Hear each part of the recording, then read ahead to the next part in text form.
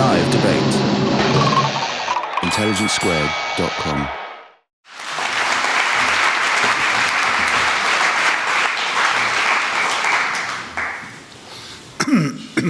Now, I can't see terribly well from here, otherwise I would be inclined to ask how many people have actually been in Istanbul, but I don't think I can see any hands go up. Anyway, if you have been there, oh, thank you, good. It's just, please don't shoot the pianist if I make any gross mistakes. Now, Istanbul is, of course, very much a growing place. I think some people still ask, well, you know, is it kind of third world and so on? But to that, the answer is no. Things like hospitals, schools, bookshops, all that kind of thing, it all works perfectly well. And so we can leave that one out. What I'd like to do is to talk about, I'll give a historical overview of the place, where I think it's going, where I think it fits in on the edges of Europe. We have to start off with the strategic position of the city between the Black Sea and the Mediterranean.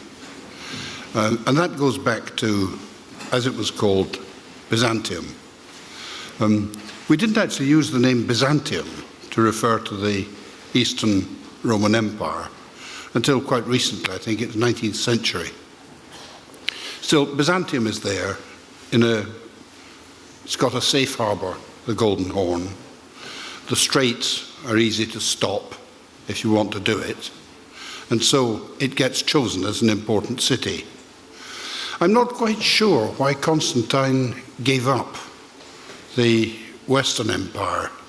Rome was obviously in a bad way when he did so. I suppose a lot of it was falling down. It had been around for a very long time. Anyway, he uprooted, took Constantinople as his capital, and it became a great city. These fabulous walls that defied everybody until 1453. The walls are still there. There are criticisms of the restoration, but at least they're there.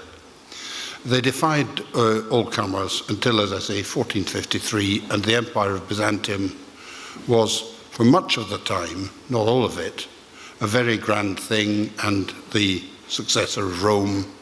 And orthodoxy it's the center of the Orthodox world. Now, I might start off by saying something about that. The Russians, when the time came, said, we are the inheritors of Byzantium. And you'll remember there was a moment in Russian history in about 1510 when some monk, Philote, said, O thou, O grand Tsar, thou magnificence, thou glory of glories, thou refulgence of God, etc. You are the representative of the third Rome, and a fourth Rome there won't be. Now, what is the third Rome, Moscow, in 1510? Forests, tundra. The noise that you hear when you go into the countryside is roughly, howl, wolves. Everybody's illiterate. Agriculture consists of going up to a forest, burning it down, throwing your grains into the ashes, and then burning down another forest. Third Rome, my eye. Now, what had happened was that the Tsar married the niece of the last emperor of Byzantium, Sophia Paleologa.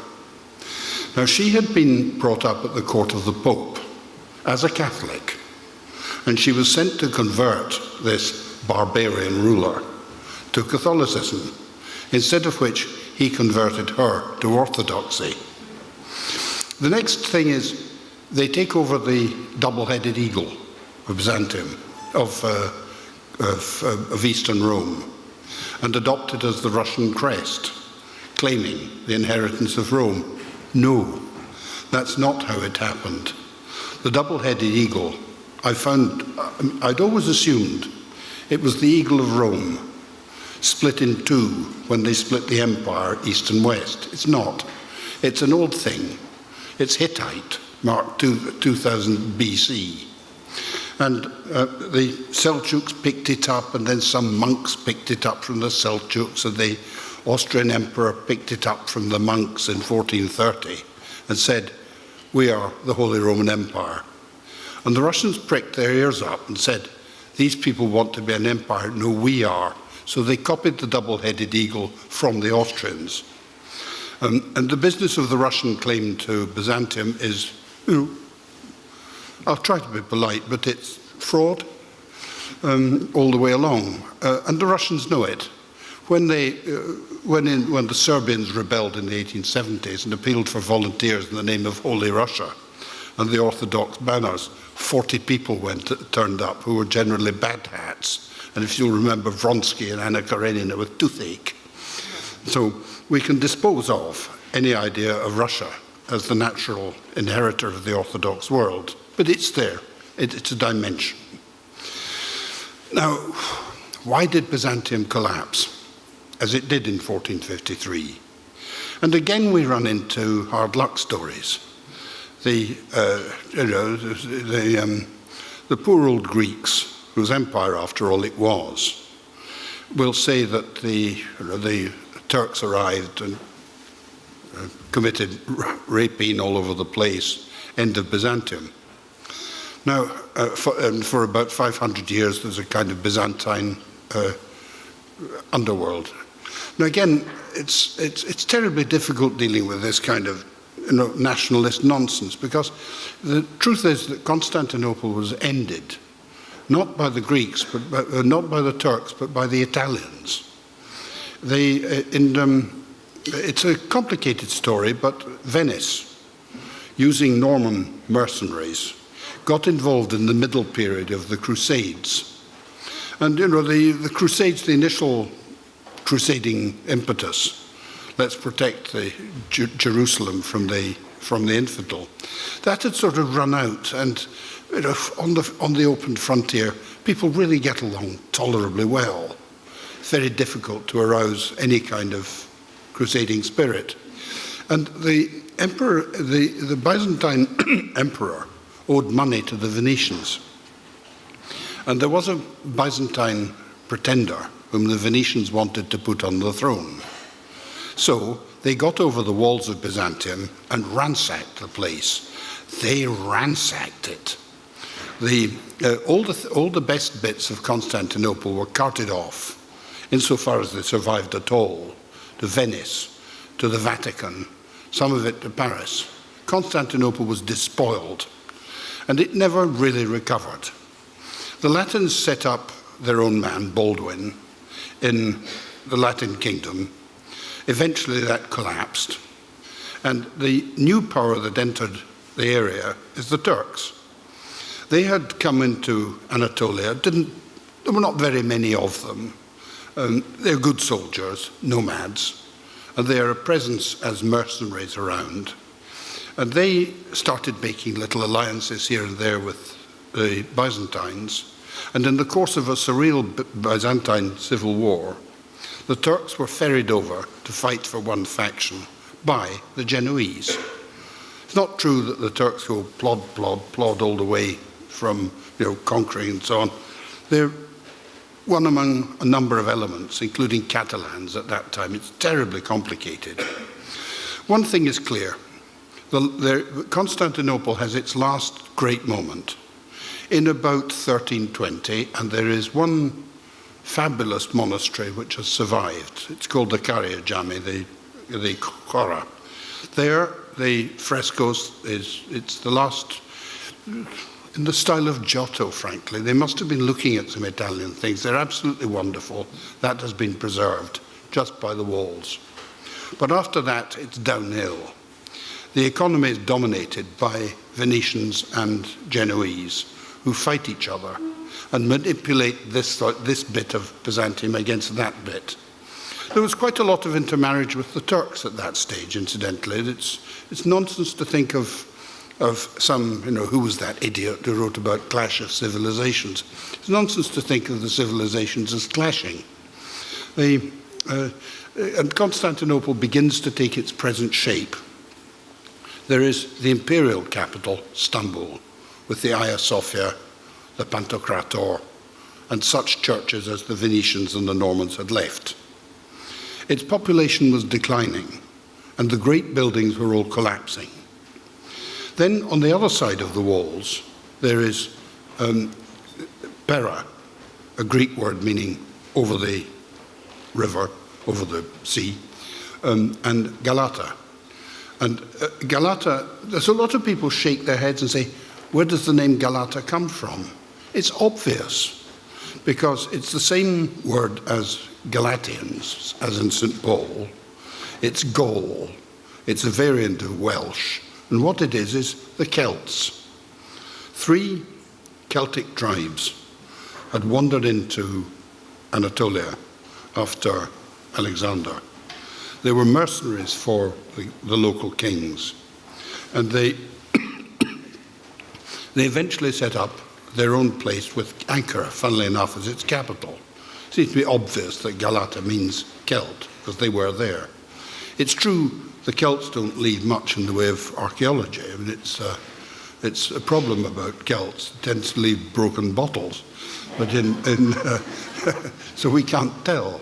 But Galata was occupied by the Genoese, and they built in 1384, was it, a great tower, much restored, which was built not against the Turks, not against the Byzantines, built against the Venetians. And that is the rivalry which ruins Byzantium. Constantinople, by the time you come on to 1420, is a city of 50,000 people. It's poor. It hasn't got much of an army and less of a navy. The emperor was reduced to wandering around Europe saying, please help, would turn up in Florence, and the Pope would say, you must convert to Catholicism, which the top class of Byzantines did, some of them settling in Italy. But the rest of the people didn't want to. They didn't feel like cooperating with the Catholics. Now, when Constantine the 11th came along, he did something very silly. He refused to pay the tribute to the Turks, who were by now running the Balkans nearby Anatolia and had a big navy. And Mehmet Fatih, the conqueror of Constantinople, was then 21, anxious to make his name, and thought, well, let's take over Byzantium. So it comes to the siege in 1453. A lot of books on modern Turkey begin with that siege, because it's the obvious thing to do, and there are some very good books on it. But it was an anticlimax. The city was a ruin when it was besieged. The walls, which had resisted every other besieging army, were not going to be able to resist the new artillery which came up. There's a wonderful book on the technicalities by Roger Crowley on this. Once you get bombards that can with gunpowder, and you attack those walls, they're not going to be able to resist. There were, defending the poor old walls, 9,000 poor deluded souls, including a contingent of Turks. Outside, there are 200,000 men, often recruited from Balkan Christians. And a bit of a formality is the siege of Constantinople. Mehmet Fatih comes in through the Golden Gate on his white horse. It's commemorated every year. At the moment, the present government in Turkey likes to celebrate people like Mehmet Fatih as against the Kemal Atatürk, who was the Republican. So they play up 1453. They might remember that the native language of Mehmet Fatih was Greek, because he was 3/4 Balkan Christian by origin. He spoke Serb as well. He comes in on his white horse, and the first stop was to do a deal with the Orthodox Church. The great church had to be closed for the whole of the siege, because if the Latins and the Catholics and the Orthodox celebrated together, They fought, as they were fighting the other day in the Holy Sepulchre in Jerusalem. So they just kept the door locked until the last moment. Mehmet Fatih then arrived and said, "Where's the Patriarch?"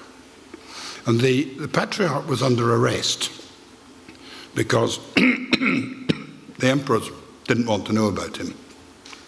Mehmet hauled him out, and the two men sat down and drew up an agreement by which the big church, the Hagia Sophia, was turned into a mosque, and all the others were left alone. The Orthodox Patriarch became the greatest landowner in the empire. He rode around Constantinople with the badges of a pasha, had all the privileges under the sun.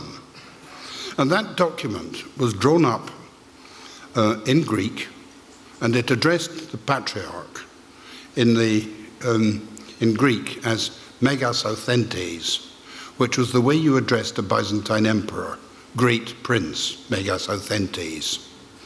The Turkish ear is a blessed construct. It's a little bit like the Japanese. There are certain things that they cannot quite get their syllable, get their throats round.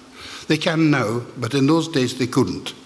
And they would find something like calling itself Prokopi in Cappadocia, and they would turn that into Urgup.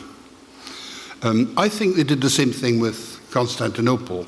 They heard Constantinople and they turned it into Istanbul. It's a deformation, but it's the sort of thing that happened at that time. They heard the tone, they heard the word authentes, and you know what they turned it into? Effendi. And that, I think, more or less sets the tone for what followed.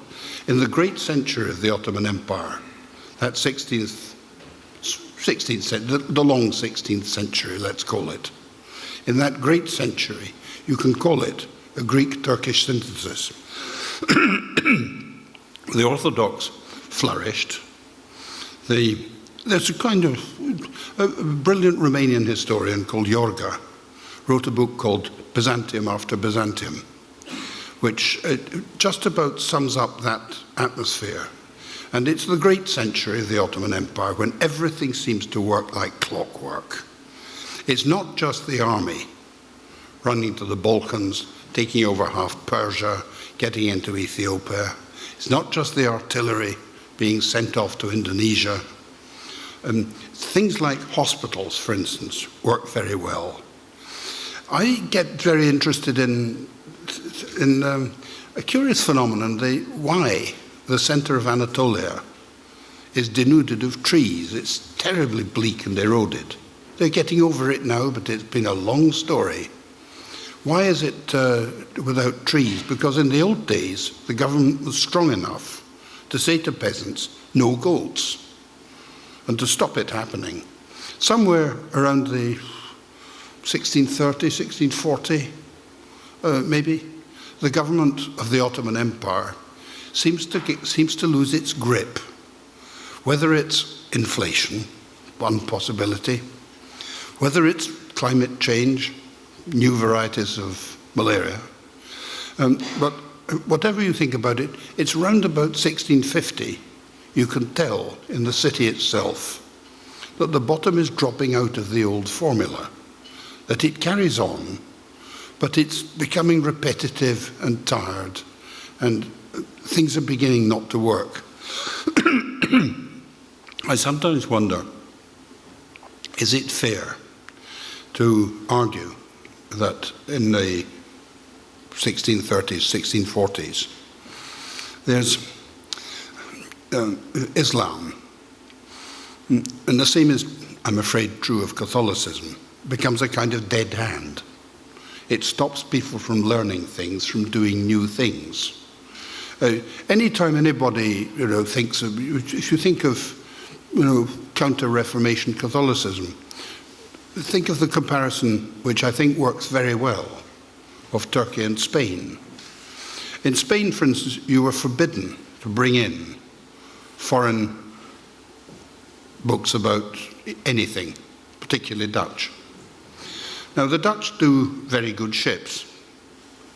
With the ban on Dutch shipping manuals, Spanish shipping ceased to advance.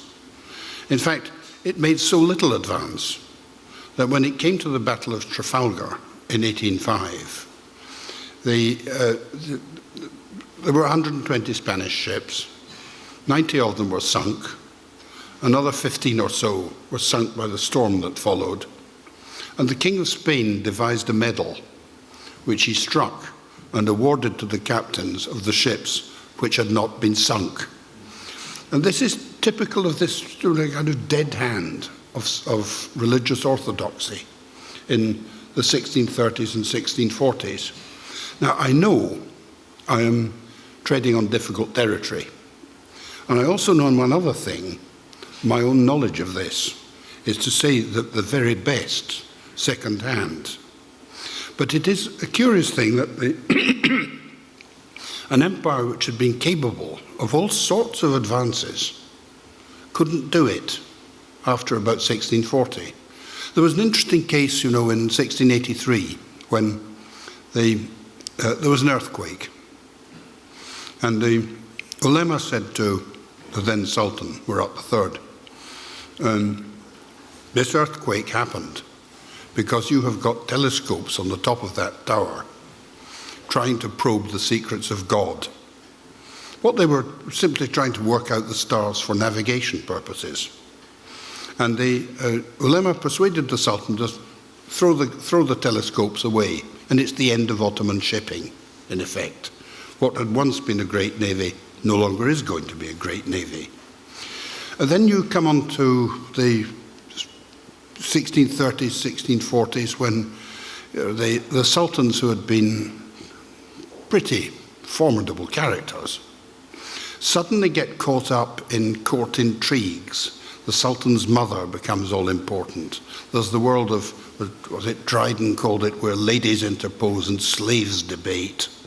This world, where corruption grows in the whole system, to the point where all sorts of things which ought to have worked just don't work anymore. And so things like, for instance, it's notorious that the Harem causes giggles. Oh yes, the Sultan, the Harem. And the Harem is a disastrous institution because it means, first of all, the Sultan's surrounded by women who are either glowering or bullying or giggling away. He's got no peace of mind, in other words. The sons get brought up in what's called the cage by some doting, neglected mother, pouring chocolate puddings into the thing. And we all know what happens from that sort of background, and a certain amount of the dynasty develops into what might be described as the hereditary anal passive that starts developing. And it's a disastrous system of running an empire. And it wasn't changed significantly until the atmosphere becomes quite different at the beginning of the 19th century. The Topkapi Palace in the great days, before it got taken over by the Harem and all that, is a spectacular and splendid place.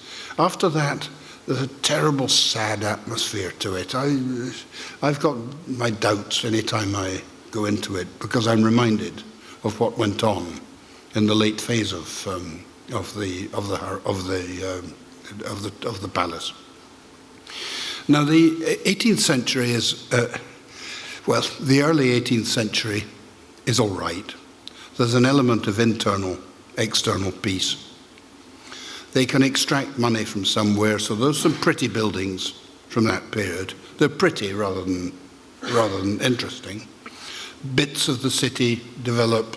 Florence Nightingale's Uskudar, for instance, does quite well. But then they are overshadowed by the power which is the real menace, and it's Russia. The Russians, for some reason, can manage what the Turks can't. They can strategically plan with Catherine the Great how they're going to take over what had been the Turks' lake, the Black Sea.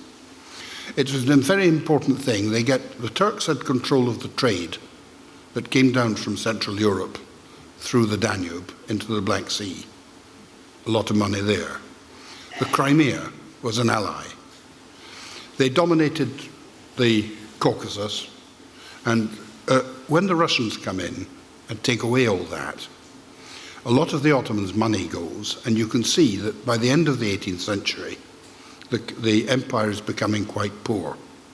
There are not many buildings that go up at that time. They're very badly planned. There's another curious thing about Constantinople at this time. The twin dangers in the Mediterranean are fires and plague. You've got to be able to control those. And in the great days, they could. Now, the curious thing about the Sharia law is that where it affects property, it gives the right not to the owner of the property, but to the occupant. See, there is that side to Islam, as to Catholicism, which will take pity on some, poor old granny living in a single room somewhere. She'll have her rights, and under Islam, that sort of thing is allowed. But the result of all that is that the height of buildings is not controlled, nor is the stuff they're made out of. You can have a very narrow street ending in an impasse, and there's no town planning at all. Nothing like the big squares that distinguish, Trafalgar Square, or let alone the big places in Vienna, which are ruled by another system of law altogether. And Istanbul consisted of narrow little streets made of wood, and it gets cold at night in the winter, and any kind of stove going off, you have the whole place burning down. Plague is another big problem, also in narrow streets, and also not particularly controlled. So Istanbul, by the time you reach 1800, is a city which is running down very badly indeed. And European commentators would go and say, what is the future of this place? What is the future of this empire? And there is one thing about the Turks, that they always fight back. You can never write them off. It's always a mistake to do that. And when the Russians and the British and the French thought they could write off the Turks, suddenly they come bouncing back. And you find a period when they start saying in 1838, let's have free trade. 39, let's change the whole system and we'll become a modern European country.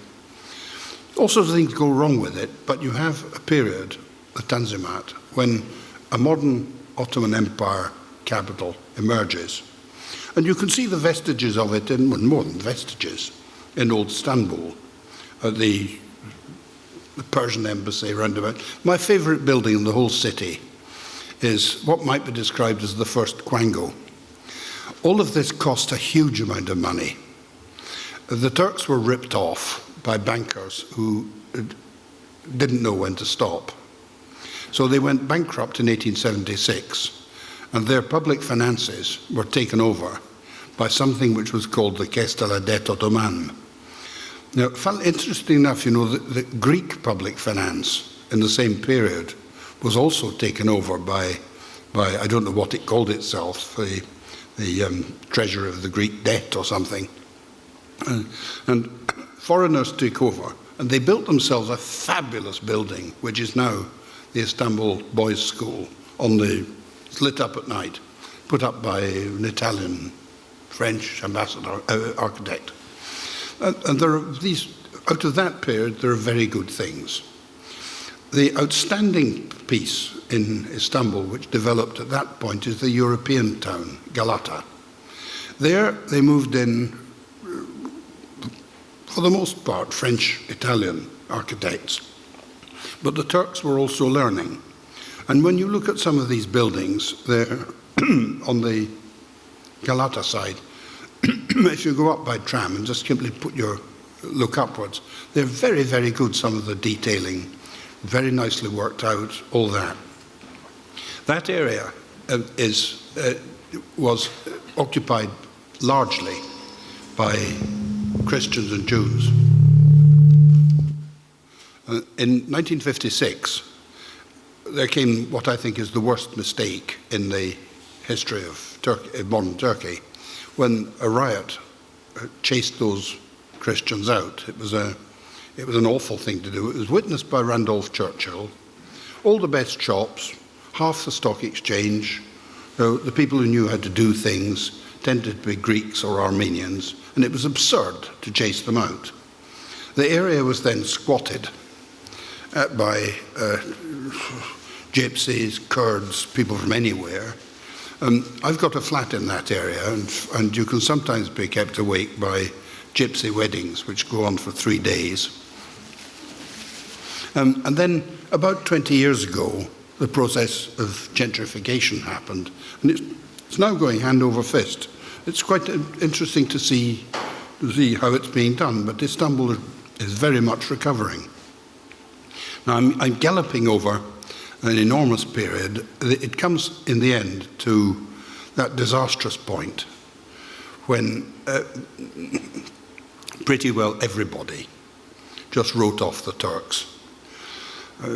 Gladstone had denounced them. Now, Gladstone was a dreadful old humbug. He knew that this area, southeastern Europe, was very tricky. He had been governor of the Ionian Islands and used to go over to Albania and talk to the Turks there. He knew that it was all complicated. And as the whole thing exploded, he led off denouncing the Turks, saying they should get out of the Balkans, bag and baggage, all that, knowing probably that they would indeed get out, along with something like 7 million refugees in conditions from the Caucasus and the Balkans.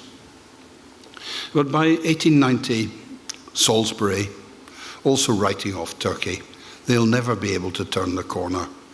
And they're beginning to think, right, through the Greeks, the Armenians, we will be able to take over the Ottoman Empire. And the Germans were protecting it.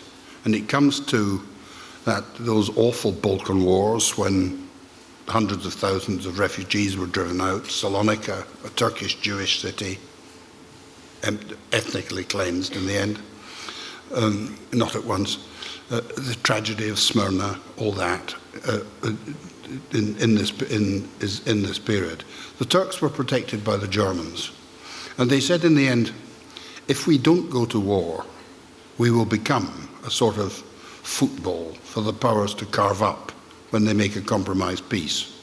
So it comes to 1918, the general collapse and the invasion of Anatolia, and Istanbul by that stage had become, it became pretty much of I won't call it a ruin, but it was in very, very bad shape.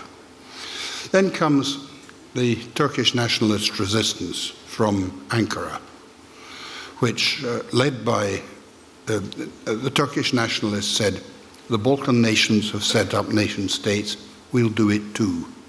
I don't see what else they could have done. It's, of course, an artificial process. Now, Istanbul is Ottoman, and the Ottoman language is an incredibly elegant, sophisticated thing. I know, because I read modern Turkish, I come across some of the Ottoman words, and they are quite extraordinary. Degrees of envy, for instance, dependent on the amount of malice involved.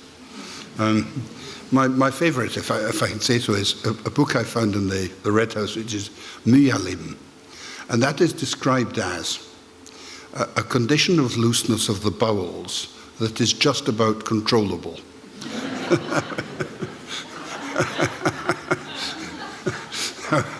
It's written in a script which is basically Arabic, and the grammar is Turkish.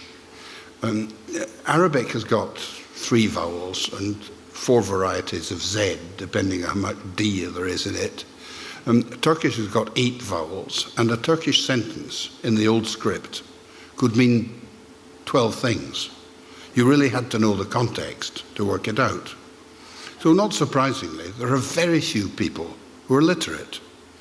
And since the peasants speak varieties of Turkish and not very sophisticated, there's no hope at all that they will read. They can recite epic verse and so on, but that's that. Now, how are you going to make a nation out of this? And the Young Turks already before 1914 had said, change the script for a start. You must do that. And that was done by Ataturk in 1928. Then they apply themselves to purifying the language. And this again is a sad business, because an awful lot of the very good old words people simply don't know, and there are some very elegant old words. I'm quite friendly with Enver Pasha's granddaughter, a splendid woman, and I keep teasing her about the words she doesn't know. I said, how do you say participation in Turkish? She said, kapke. I said, no, that's modern Turkish. What's the old one? And she had to ring up her great-aunt until we found ishtirak. That's contribution and participation. When they had to invent a word for communist, they said ishtirakçı, as that's their word for communist. It didn't last long. So they're having to, all of these things are being done, and Ataturk said, let's get away from Istanbul. It's corrupt. It's too hot, and it's got all these awful non-Turks in it. And Ankara was a provincial capital, very provincial, not prepared to be the capital at all. The station buffet was the French embassy for quite a long time. If you went to have dinner with the president, you went up through, you picked your way through snowdrifts and in your white tie, and then as you left, you had to be careful that you were not going to be eaten by a wolf. And that was Ankara, and the Istanbulites hated it and still hate it. They don't understand why I am actually much happier to live in Ankara. And I always just tease them. I say, look, you have to understand about me that when I get up in the morning, I look at my face in the mirror and I realize tearfully that I am a Scot, and I think about the ills of my nation, and I feel entirely at home in an enlightenment that failed. Now, Ankara has been a success. Schools, hospitals, all that. I think we can say that modern Turkey, give or take criticisms of this and that, it's also been pretty much of a success story. Compare it with Russia. Russia in 1922, far ahead. Russia now, the men die at 60, Turkey 70. The GDP per head, insofar as anybody believes these figures, easily comparable. We had a Russian emigration of 2 million in Turkey until not so long ago. It's come up. It's doing not badly at all. And the trouble with this kind of thing is that as it comes up, the Turks will now look at the Ottoman Empire. Up to about a generation ago, they'd have said, we're doing jolly well because we're sort of more or less Europeans and Western, and that's the good thing about Turkey. But as they come up, and partly because of the problems with Europe, they look at the Ottoman past and they say, there we did good. There are all sorts of good things about the Ottoman past. They look at Istanbul, they crowd into the mosques and the Topkapi Palace, and they wonder about, what about the old script, all that old literature that we cannot read? And it's making a bit of a comeback. And I think with the present government, which is obviously more in sympathy with this than previous governments would have been, there's a tendency to think, well, let's get away from Ankara.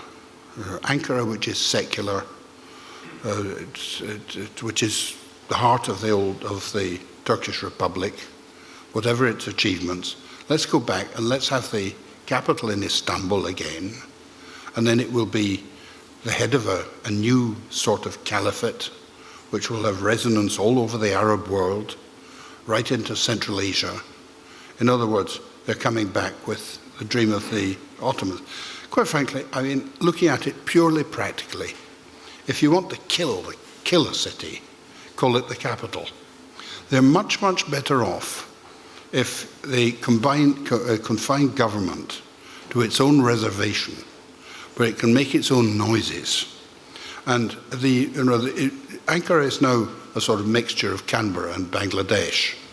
But it's still much better to keep a capital in a place like that and not ruin Istanbul, because the biggest problem now is its traffic, with which I'll stop. Thanks.